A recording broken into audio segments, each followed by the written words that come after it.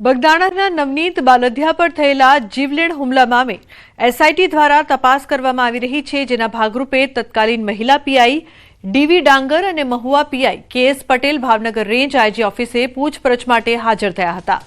ગત 29 ડિસેમ્બરના રોજ બનેલી આ ઘટનામાં એસઆઈટી દ્વારા પાઠવવામાં આવેલા સમન્સને લઈને બંને અધિકારીઓની પૂછપરછ કરવામાં આવશે। ત્યારે જોવાનું એ રહ્યું કે બંને પીઆઈની પૂછપરછ બાદ કોઈ નવા ખુલાસા થાય છે કે નહીં। તો કોળી સમાજના યુવકને માર મારવાનો મામલો નીતિન જોડાયા છે ફોન લાઈન પર વધુ માહિતી આપવા માટે। નીતિન, શું વધુ વિગત સમગ્ર મામલે? ચોક્કસ વાત કરીએ તો આજે જે સીટની રચના ભાવનગરના જે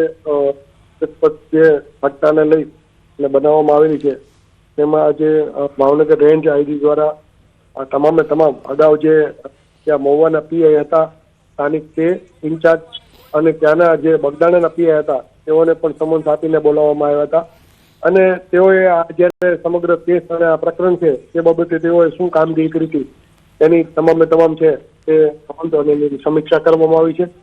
આ સમગ્ર ઘટનાને લઈ અને 8 થી વધુ આરોપીઓ છે તે સીટની જે રચના કરી છે તેના દ્વારા ધરપકડ કરવામાં આવી છે અને આ તમામે તમામ 8 શખ્સો છે તેનું અગાઉ પણ રિકન્સ્ટ્રક્શન કરવામાં આવ્યું છે।